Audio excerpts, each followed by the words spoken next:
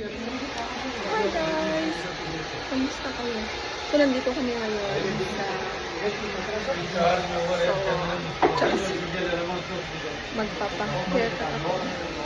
Ito yung hair ko. Nung pumunta ako dito sa Canada, half ito. So, ito na yung kulay ko. Ito na yung mga bagong kulay. So, hindi sana ako magpapa-haircut. Kaya lang, parang kailangan ko na. Ako lang nagkukulay ng hair. Dami kasi split ends. So, check natin kung magkano yung pa-haircut dito.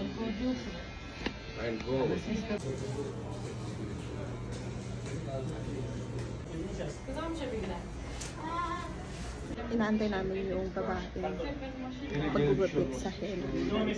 Kasi yung mga dito, mga puro lalaki. Naka-break time. 15 minutes. Ano kaya magandang haircut?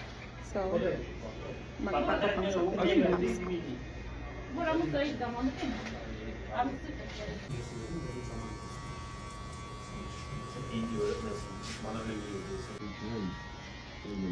Split ends.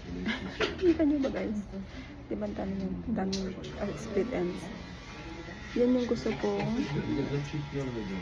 patulan. Yung may kulay na yan. So, almost 1 year. 1 year?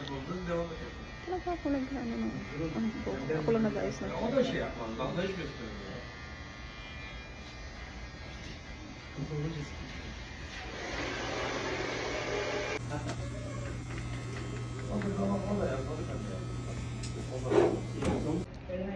So guys, ito na yung bagong hair.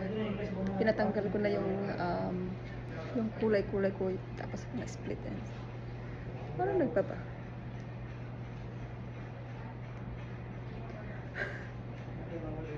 Huh?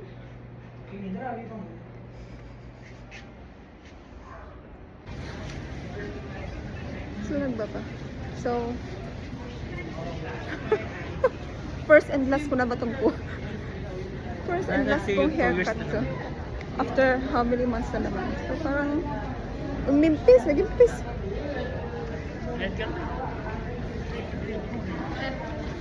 So dito nga pala ako sa Broadview